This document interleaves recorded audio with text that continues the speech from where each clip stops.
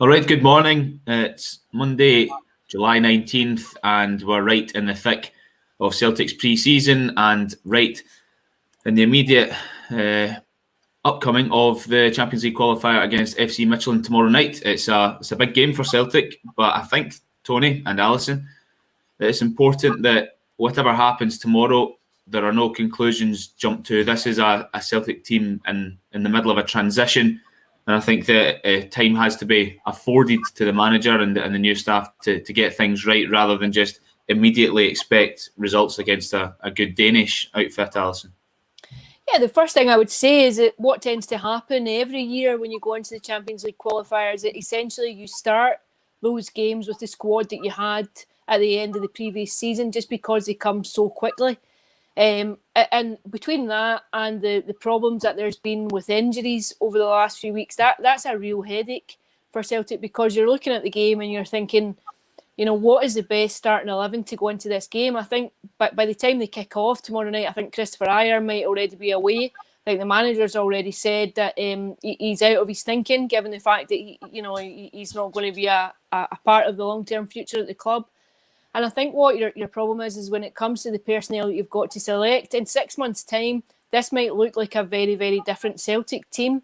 But I think what he might do tomorrow night is just go with the experience that he has got and try and get through. Midtjylland themselves have had problems too. I think one of their players is out with COVID. I think they brought in a new manager just at the end of May. I think they lost their first league game when they went into it. I think they've got a number of players who'd spoken about wanting away too. So although they've been over the course before, we know what they've done last season. We know about getting into the Champions League in previous campaigns. But it's a really difficult night for Celtic, I think. And I think the position that they're in now is that you would see a result is almost coming against the odds. But you just never know. When you're going in, you've got a home tie. You really want to have something to take when you go into the second leg to defend. Tony, you watched the game against Preston on Saturday. Do you think that will be a fairly similar team that takes to the field tomorrow night? I actually think no. I don't think he'll risk a lot of the youngsters that he played against Preston.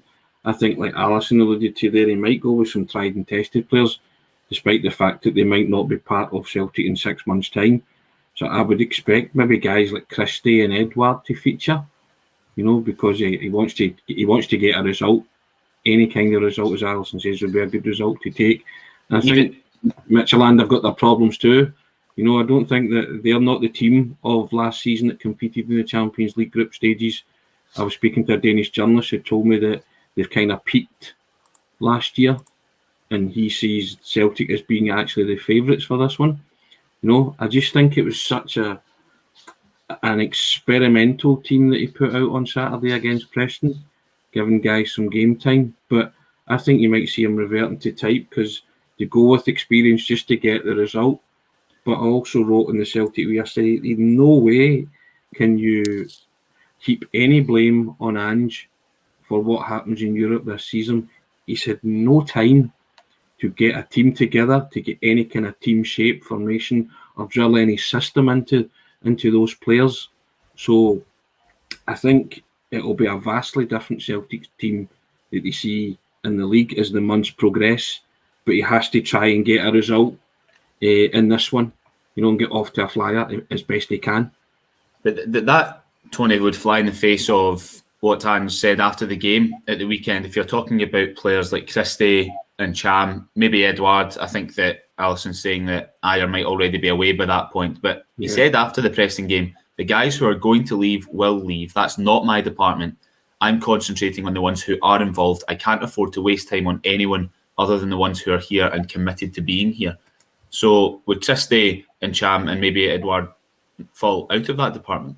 They might fall out of that department. I don't see in Cham featuring, but I could see Christie and Edouard featuring, just to try and get some kind of result. He might see, obviously their futures probably do lie elsewhere, but I think he's in a position just now that he knows he needs players in and needs must. Don't know if Alison would agree with that, but yeah, is that a case of Ange Postecoglou not cutting off his nose here? Yeah, I would be amazed if Odsonne Edouard doesn't start tomorrow night. I really would, because what other options do you have there, really? I think, without question, he's the best striker that's available to him. It's a huge tie. I think you play what your strongest hand is here. I think someone like Ayr is slightly different because they're on the cusp of a move away. They're standing on the precipice of leaving the club. I think that's slightly different. But I think you need every shoulder to the wheel here. I think there might be a quiet word in the ear of a few players. If Christie's fit, I think Christie might play at the expense of Montgomery, possibly. I think Barkas will probably start the game and goal. But I think, I think he'll definitely go with players who have a bit of experience at this level. And again, I would maybe suggest that Nir Beaton, if he's fit too, might go in and play at centre-half alongside Stephen Walsh. Isn't that the law, Alison? That's the law. Celtic in the Champions League qualifiers, Nir Beaton plays.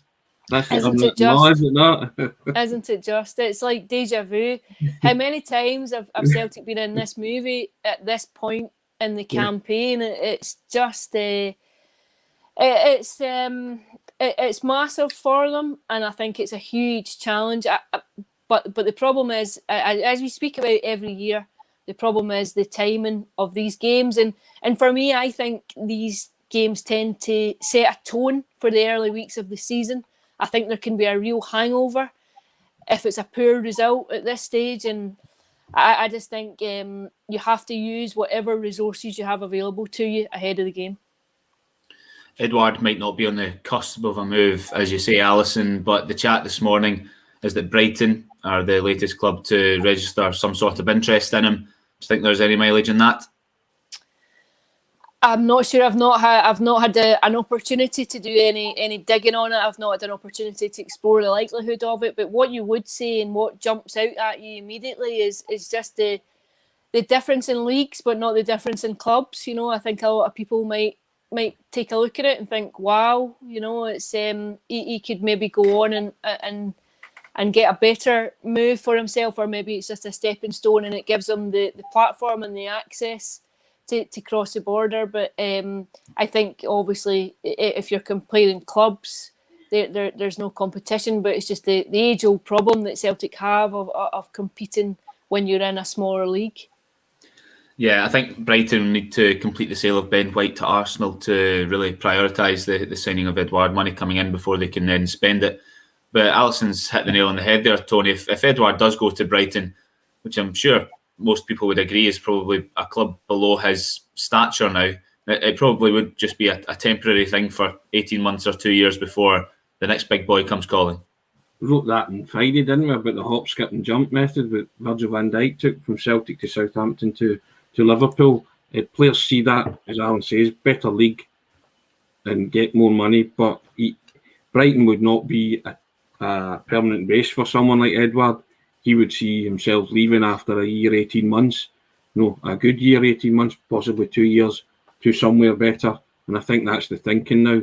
They come to Scotland, put themselves in the shop window, get that move to Club X, but they're projecting 2 or 3 years ahead and thinking that they want to be at a certain age. In Ayer's case, 25, 26, they want to be maybe a top 4 English team or a team abroad, you know, top 2 team in Spain or Italy or wherever.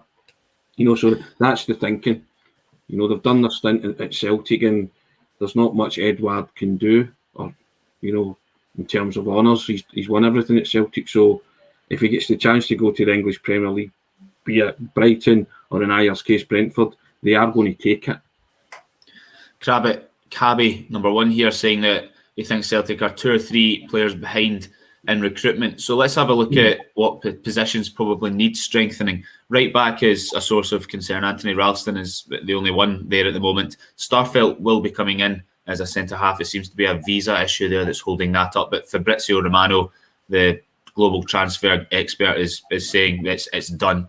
Maybe a defensive midfielder. Soro is probably the first choice in that department at the moment, depending if he's a solo pivot or playing alongside Callum McGregor as a double.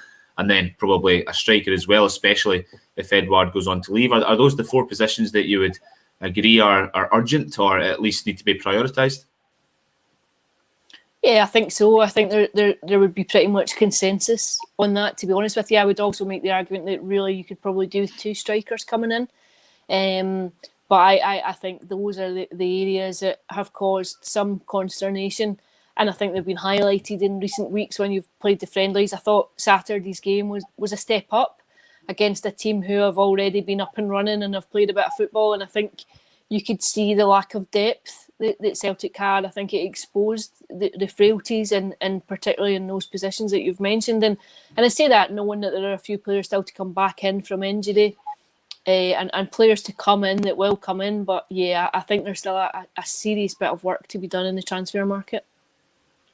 Tony, let's have a quick chat about Barkas. He seemed to have a pretty good game against Preston at the weekend. Is he going to become a safe pair of hands this season? Do you expect that? I think Ange Postecoglou is going to give him every chance to do that. What you did notice about Barkas in the pre-season friendlies is he's looked a more confident guy in between the sticks, and he's even played that sweeper-keeper role. And you know, when you first saw him do that, you were like, "Oh my goodness!" You know, your heart kind of sank because you thought, "Oof." But I mean, he had a smashing save on Saturday, really early on in the game, about 4 minutes in, and Potts hit a pile driver at him, and he beat it away. And he's starting to look like the goalkeeper that Celtic think they signed last year. No, he was in that unfortunate position where he had a crisis of confidence. The guys in front of him, his defence had a crisis of confidence, and everything that seemed to be hit towards the net was going in. You know, he wasn't entirely blameless, but you know, he's came out this season, and I know it's very early, but I always go on attitude in these things. Results are not important, but he seems to have a will and you know, to do the business and be the man who gets that number 1 jersey. And I think Postecoglou's maybe spoken to him and said, "Look, I want you to be that guy. Go and grab this opportunity." And he seems to have done that with both hands, because he's looking as more assured as I've ever seen him since he came to Celtic. He's starting to do things, coming out, playing the ball, and you know, and he's actually saving the ball, which a lot of Celtic supporters had a pop at him for. But he's actually looking okay. So he could save Celtic a lot of money. You know, see, there was the links with Forster again at the weekend stuff, you know. But I think Andy's going to give him every chance to cement that first team goalkeeper's jersey. Well, it did look like he might actually miss the game tomorrow with a finger injury sustained down in Wales, but he's clearly fit enough to play. Are you relieved then that it's him that would be playing instead of Scott Bain? I mean, I think he's the better of the 2 goalkeepers, I've got to be honest. I think Scott Bain's had 2 or 3 opportunities to nail it down and to grab the coveted number 1 jersey, and he just hasn't convinced. You know, he's had a couple of good games here and there, but you know, he's did something. You know, even on Saturday when he came on, and I know the penalty was harsh, but he still made the referee make a decision. And you know, I know the contact was pretty minimal, but you know, it still cost Celtic to lose the game. So he just has to eradicate all these kind of errors that he has in his game. Some of his kicking wasn't great either. You know, so I think at the minute it's definitely Barkas with Bain as backup for me, and then it's up to the manager if moving forward he still thinks he needs another goalkeeper. Alison, do you think similarly?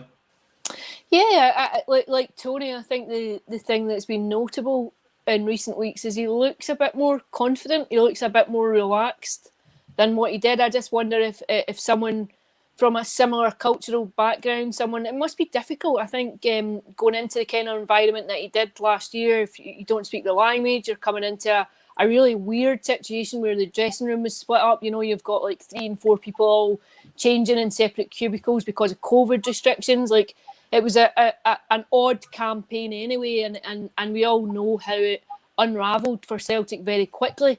So I think he walked into a chaotic environment from the off. There was nothing last season that would have compelled you to think that he could be a Celtic first choice goalkeeper. We didn't see any of it last season, and I still would stress it. It's very early days yet, but what you're seeing is a clear opportunity for him. It's a fresh start. There's someone there. There's a new manager. There's probably going to be a whole new defence in front of him imminently, and I think it's up to him now to go and show what he's got. But at the minute, I think the gloves are his. I think he'll start the season as a number 1. What transpires between now and the end of the transfer window, I think we'll have to wait and see. And I do still think he has a bit of convincing to do. I think there's still a bit of work there to gain the trust of the support and to show that he can establish himself in that position. But certainly in recent weeks, I think he definitely looks a bit more assured. Yeah, the whole new defence aspect of it is quite interesting because he won't have played really that much with Christopher Julian in front of him, let alone Christopher Julian and probably Carl Starfelt when he eventually comes in the door. Another centre-half that's doing the rounds again is Ben Davies. He plays for Liverpool now. Celtic nearly signed him from Preston back in January, and I don't even think he's played for Liverpool since he signed for them. And Sheffield United are being linked with bringing him in there. Might be a loan or permanent transfer. Is that someone that you think Celtic could go back in for? And that would be a fairly strong centre-half three of Julian, Starfelt and Davies. He's clearly been on their radar. I think it got quite close in January and he opted to go elsewhere, clearly, whether or not that counts as a black mark against him or whether or not there's a more rational approach to it in terms of the attributes that he brings. And he's still there on the list of potential targets. I think remains to be seen. I think it's at this stage you're really just talking about speculation and putting two and two together. But in terms of that position in that area of the pitch, yeah, I would say that most certainly you need further reinforcements to come in. I suppose you've got Welsh as well, Tony, but that's not a bad four, is it? I would agree with Alison on that. I think that Ben Davies just hasn't gone away for a long time, and I think the interest for Celtic's clearly there, and it's there again. And I think if they need bodies and experienced campaigners, then Ben Davies fits into that category. You know, and as you say, with Starfelt coming in, Julian coming back, Welsh there, I think Celtic supporters would like to see that. They would feel a lot more settled with the back of the pack if that were to happen. You know, and as Alison says, I think the Celtic supporters would get over the fact he didn't come the first time if he did arrive. But it's speculation, but it's just not died down, the Ben Davies one, you know, and with Sheffield United coming in, then that might make Celtic make their move or force them into making a move and decide if they want them or not, finally. Absolutely. Well, that'll do us for today. We'll be back tomorrow morning on the day of the game and see what Celtic can throw up tomorrow night in the first leg of the qualifier. So, Tony, Alison, thanks for joining me, Andy Bargh, and we'll see everyone again tomorrow. Thank you. Thanks, Andy.